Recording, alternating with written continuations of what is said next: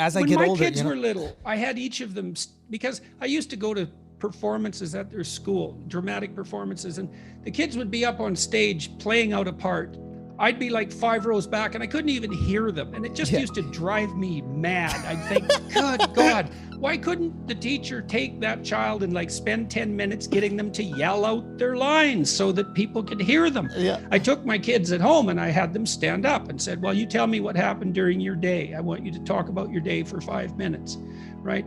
Louder, belt it out so I can hear it. Yeah. You know, put your hands down, stand up, deliver the damn lines. You know, we did that a few times and they got it right away. What a useful skill that is, to be able to stand up and at least speak loudly enough so that people can hear you. When you're doing your comedy performances, where do you put your voice? You whisper so no one can hear you?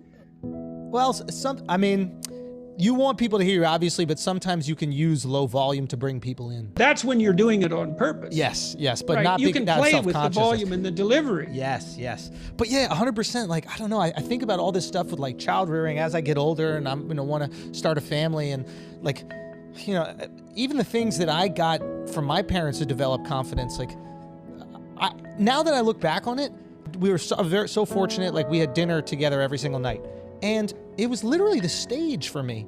They would just ask me how my day was, and I could go on, and I thought that what I said was valuable. It was probably stupid. Oh, that's definitely a gift, man. That's definitely a gift. And I think your observation about the table as the stage is a really good one. A tremendous amount of socialization takes place around the table. Yeah. People learn to communicate or not there, because it is a stage, and we share food. It's a very peculiar human trait. It's very deep. And you were encouraged, apparently. Yes, they pushed me, and you know, both of them were dreamers, so that was maybe a unique situation as well. But I'm just curious about that, especially now as I get older. What did your parents think about your ability? You said you were encouraged. So, you know, my father particularly, but also my mother, but particularly my father, you know, he had confidence in me. He was strict and he had very high standards, but he also had confidence in me. So I always knew that. How did you know that? As opposed to many of my friends who didn't have that. How did you know that he had confidence in you? How did he express that? I think probably because he spent a lot of time with me when I was a little kid, helping me, like he taught me how to read. He spent a lot of time with me, teaching me things that were useful.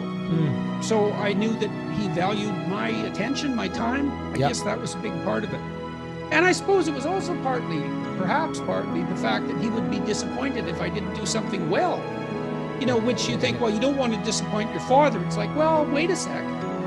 Maybe you do. Maybe you want to disappoint your father when you do something not so good.